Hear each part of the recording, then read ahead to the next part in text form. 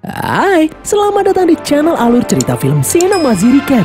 Di episode kali ini, Mimin akan membahas film mengenai salah satu hero Marvel yang paling kejam meskipun tidak memiliki kekuatan super. Film ini berjudul The Punisher yang rilis pada tahun 2004 lalu. Film ini disutradarai oleh Jonathan Hensleigh, dibintangi oleh Thomas Jane, John Travolta, dan Rebecca Romijn.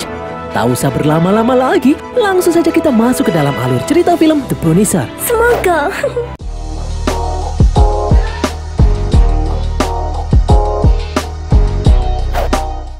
Di suatu malam di kota Tampa, Florida, seorang gangster yang bernama Bobby Shane akan membeli senjata secara ilegal bersama temannya, Mickey. Seorang pria yang bernama Otto bertugas sebagai perantara antara Bobby dan pemasok senjata ilegal. Otto lalu memeriksa uang yang dibawa Bobby. Begitu sudah dipastikan kalau uang yang dibawa Bobby adalah asli, transaksi pun dimulai. Namun tiba-tiba mereka dikepung oleh FBI. Otto mencurigai Mickey dan Bobby adalah mata-mata. Otto pun mengangkat senjatanya. FBI langsung menembaknya berkali-kali hingga tewas. Bobby yang panik mencoba meyakinkan pemasok senjata kalau dia bukanlah mata-mata. Namun mereka tidak percaya. Bobby yang takut ayahnya akan marah padanya mencoba melawan, namun FBI menembaknya hingga tewas. Dalam kejadian ini, Mickey berhasil selamat. Beberapa saat kemudian, di dalam kamar mayat, terlihat Otto yang hidup kembali.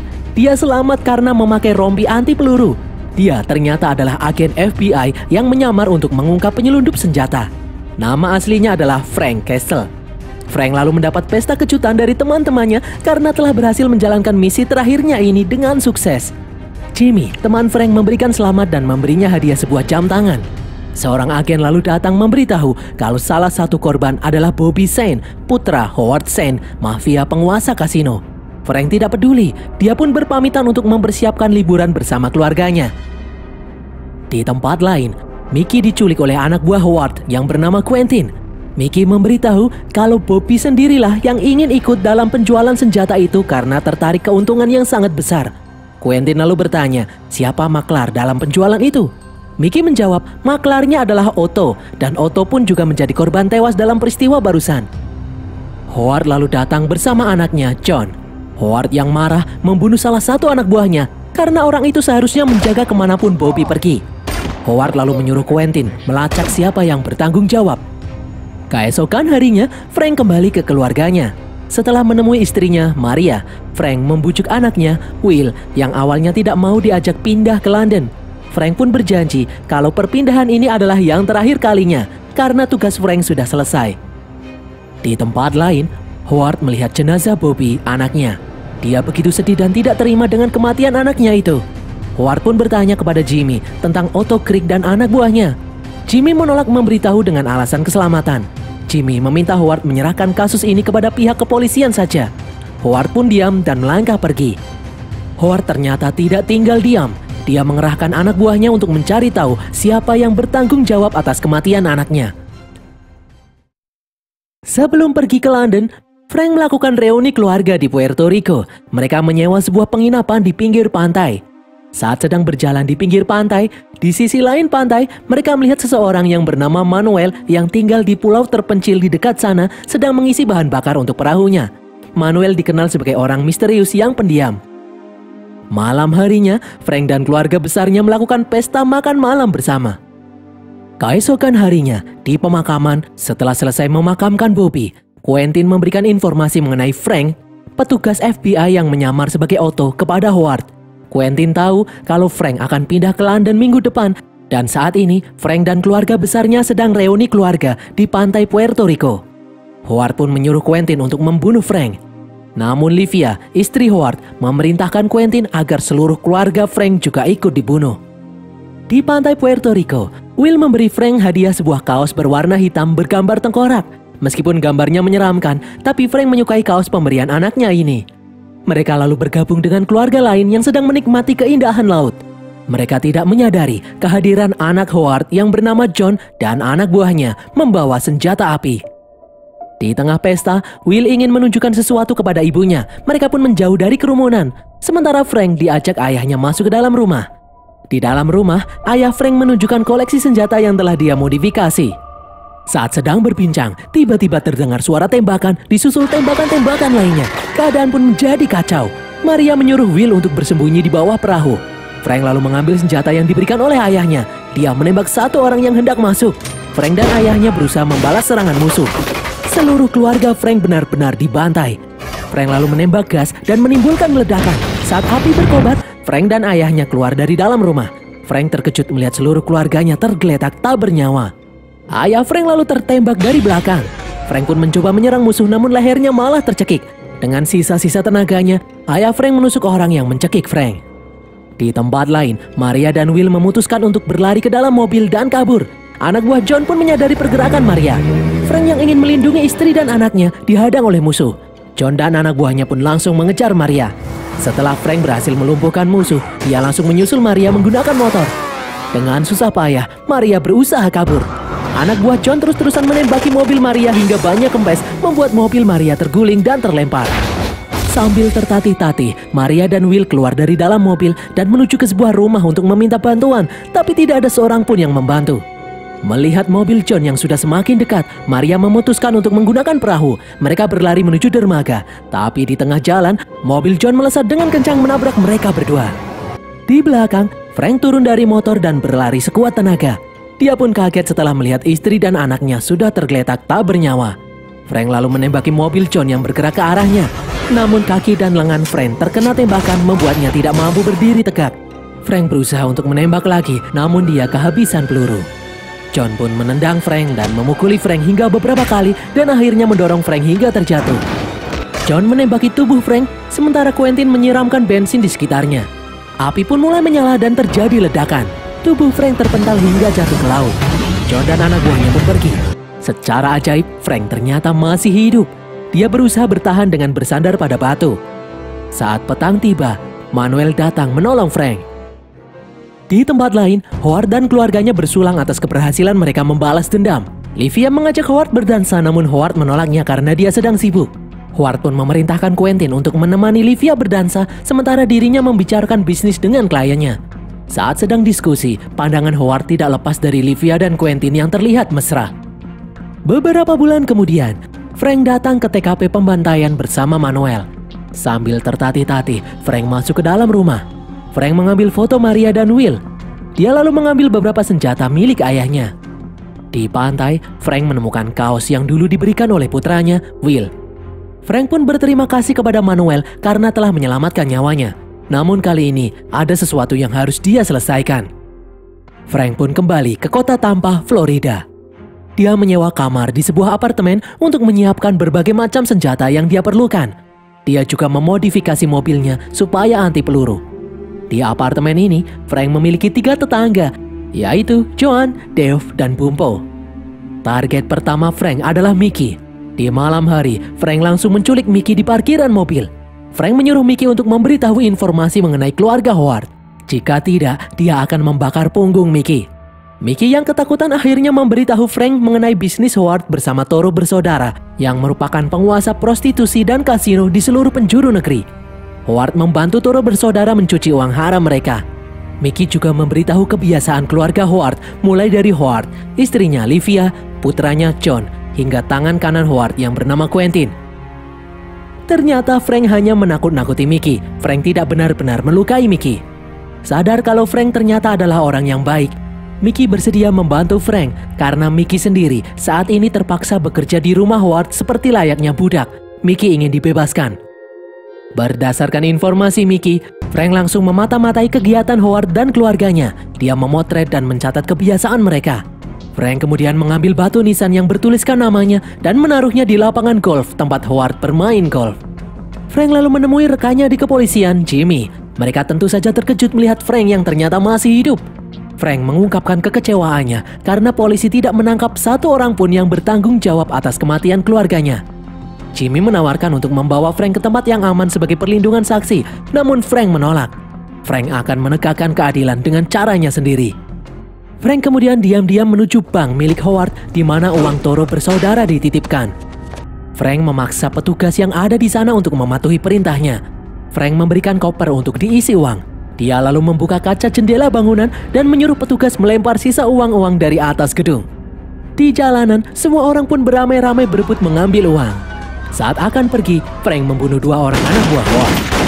Keesokan harinya, Howard didatangi oleh Toro bersaudara yang marah karena uang hasil perjudian dihambur-hamburkan di jalanan. Toro bersaudara meminta pertanggungjawaban dari Howard. Mereka meminta jaminan, jika tidak mereka akan memutus hubungan kerjasama dengan Howard. Malam harinya, di dalam apartemen, Dave dan Bumpo berusaha mengusir pacar Joan yang membuat keributan. Pacar Joan meminta untuk dibukakan pintu kamar, namun Joan menolak. Dave mengancam akan melaporkan polisi, namun pria itu malah menyerang Dave. Frank pun membuka pintu dan menyuruh pacar Joan itu untuk pergi. Tidak terima, pacar Joan menghampiri Frank dengan membawa pisau. Dengan sekali pukul, Frank berhasil membuat pacar Joan itu tak berkutik. Dave pun berterima kasih pada Frank. Dia berkata kalau selama ini belum pernah ada orang yang membelanya. Joan kemudian keluar dari kamarnya dan berterima kasih pada Frank. Joan berusaha mengakrabkan diri, namun Frank tidak peduli dan memilih untuk pergi. Malam harinya, Frank menuju bioskop di mana Livia biasa menonton. Frank menyiapkan berbagai macam alat agar dia bisa masuk ke dalam mobil Livia tanpa ketahuan. Di dalam mobil, Frank menemukan anting milik Livia. Dengan menghack telepon di mobil Livia, Frank menelpon Quentin dan menyuruhnya datang ke Wyndham Hotel. Frank mengancam Quentin, berkata kalau dia memiliki foto bukti Quentin yang ternyata gay. Quentin yang panik pun akhirnya menuruti permintaan itu. Di waktu bersamaan, Frank menuju Wyndham Hotel menggunakan mobil Livia dan sengaja agar mobil Livia mendapat surat tilang dari polisi. Setelah memastikan Quentin datang ke Wyndham Hotel, Frank pun kembali ke bioskop. Beberapa saat kemudian, di rumahnya, Howard bingung karena Quentin datang terlambat. Mickey yang ada di sana berkata kalau tadi dia melihat Quentin berada di Wyndham Hotel. Howard lalu melihat Quentin sedang berbincang bersama Livia dengan mesra. Howard lalu bertanya untuk apa Quentin ada di Wyndham Hotel, namun Quentin menyangkalnya. Keesokan harinya, Frank sedang sarapan di restoran tempat Joan bekerja. Di sana ada Bumpo dan Dave. Beberapa saat kemudian, datang seorang laki-laki aneh membawa gitar. Laki-laki itu bernama Harry. Harry terus menatap Frank dengan tajam. Harry lalu membuka tempat gitarnya untuk berjaga-jaga. Frank juga menyiapkan senjata. Ternyata Harry hanya mengambil gitar dan kemudian bernyanyi. Harry berkata kalau dia mengenal Frank. Sebelum pergi, Harry berkata kalau dia sangat ingin bernyanyi mengiringi pemakaman Frank. Setelah selesai makan, di jalanan, mobil Frank terhenti karena jembatan baru saja dinaikkan untuk jalannya kapal. Dari arah belakang ada sebuah mobil yang melaju kencang dan menabrak mobil Frank. Ternyata itu adalah Harry. Dia keluar dari mobil dan menembaki mobil Frank. Frank langsung menurunkan pelindung kaca mobil. Frank pun kabur. Namun karena menghindari wanita yang ada di tengah jalan, Frank banting setir hingga mobilnya terguling. Dengan susah payah Frank keluar dari dalam mobil. Harry lalu datang mengacungkan senjata. Frank mengambil sebuah pisau dan menekannya. Pisau itu melesat menancap ke leher Harry. Frank pun pergi membawa mobil Harry. Di malam hari, John sedang melakukan pengiriman uang milik Toro bersaudara menggunakan perahu. Dia lalu mendengar bunyi yang aneh. John ternyata menemukan ada bom di bawah kapal. Dia langsung melompat tepat sebelum ledakan terjadi. Seluruh uang di perahu habis terbakar. Di balik semak-semak, John melihat Frank yang menggunakan kaos pemberian anaknya. Di tempat lain, Howard sangat emosi saat Quentin memberitahu kalau uang Toro bersaudara habis terbakar. Sesaat kemudian, Toro bersaudara pun mendatangi kantornya. Mereka berdua menanyakan perihal uang mereka yang habis terbakar. Howard pun tak terima disalahkan karena selama ini dia sukses melakukan pengiriman uang. Toro bersaudara pun memberi Howard satu kesempatan lagi dan kemudian pergi. Howard yang panik menyuruh Quentin untuk memanggil orang Rusia untuk membunuh Frank. Di dalam apartemen, Dave memanggil Frank. Dia berkata kalau dia membutuhkan bantuan Frank untuk mengusir pacar Joan lagi. Begitu sampai di kamar Joan, ternyata tidak ada pacar Joan di sana. Joan dan yang lainnya hanya ingin mengajak Frank untuk makan malam. Setelah makan malam selesai, Bumpo dan Dave kemudian meninggalkan Frank dan Joan karena mereka akan membuat makanan penutup. Joan lalu mengungkapkan perasaannya kalau dia menyukai Frank, namun Frank menolaknya. Frank pun kembali ke kamarnya karena teringat istri dan anaknya. Sementara Joan menemui Bumpo dan Dave yang sedang asyik membuat makanan penutup sambil mendengarkan musik. Pintu kamar Frank pun diketuk kembali. Tanpa rasa curiga, Frank membuka pintunya. Ternyata tamunya adalah orang Rusia suruhan Howard. Orang itu berbadan besar dan kekar. Dia langsung menghajar Frank. Frank berhasil menusuk orang itu, tapi orang itu sama sekali tidak merasa kesakitan. Orang itu kemudian mencekik Frank.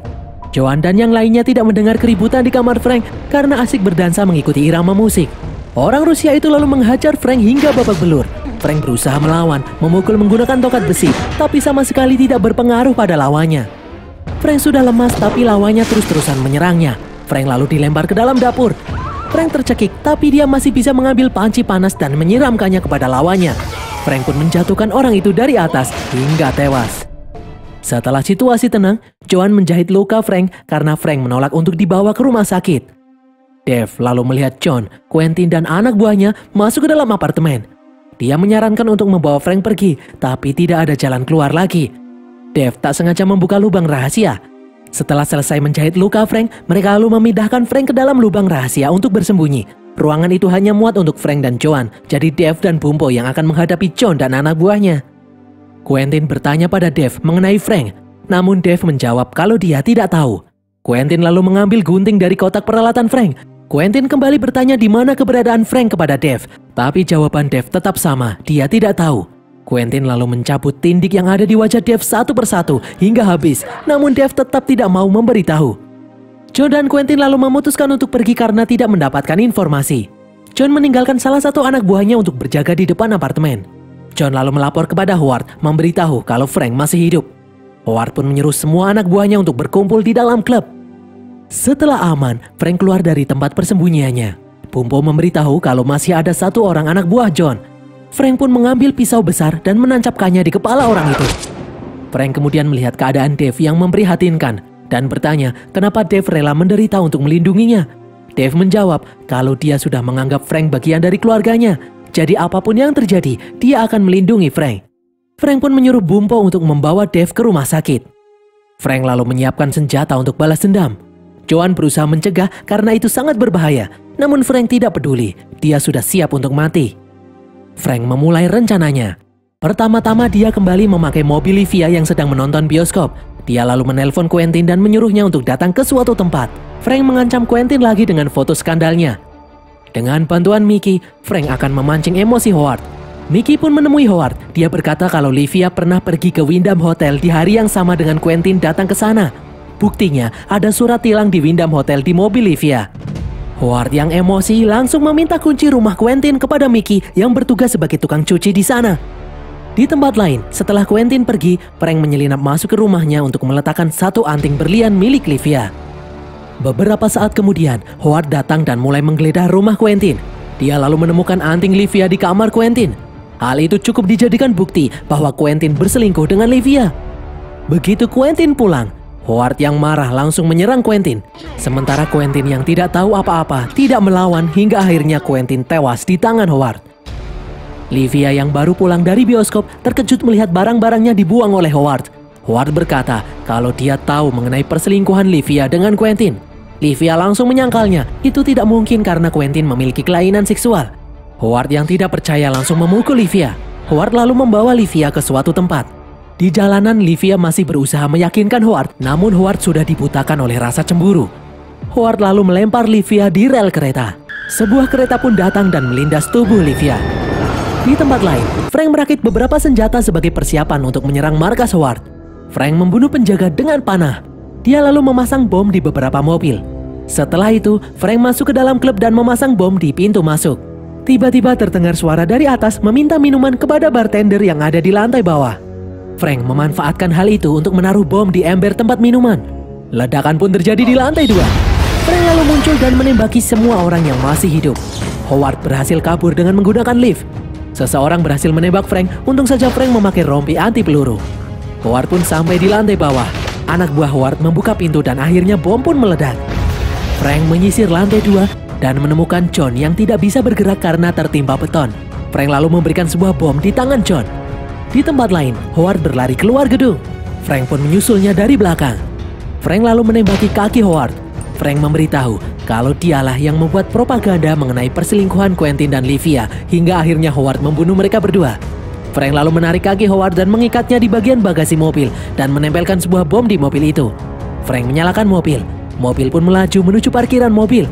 Frank menekan tombol bom dan ledakan pun terjadi. Satu ledakan disusul ledakan yang lainnya. Howard pun akhirnya tewas terbakar. Setelah menyelesaikan misi, Frank kembali ke kamarnya. Dia menatap foto Maria dan Will. Frank lalu mengambil pistol untuk bunuh diri, tapi dia seperti melihat wajah istrinya yang membuatnya tidak jadi bunuh diri. Keesokan harinya, Frank memutuskan untuk pergi. Dia berpamitan dengan Joan dan menyuruh mereka untuk mengecek lemari saat Dave kembali dari rumah sakit. Sekembalinya Dave dari rumah sakit, Dave, Joan, dan Bumpo membuka lemari Frank dan menemukan banyak uang di sana. Frank sendiri ada di suatu tempat, memutuskan untuk menjadi penegak hukum bagi orang-orang yang mengaku kebal hukum. Dan berakhirlah alur cerita film The Punisher ini guys. Semoga kalian terhibur. Pesan yang kita dapatkan dari film ini adalah, jika ada cowok yang dekat dengan cewek kamu, jangan langsung cemburu. Siapa tahu ternyata cowok itu gay. Cowok itu justru ingin dekatnya sama kamu. Tulis kritik dan saran kalian di kolom komentar. Jangan lupa follow semua media sosial kami dan sampai jumpa di konten kami berikutnya. Bye.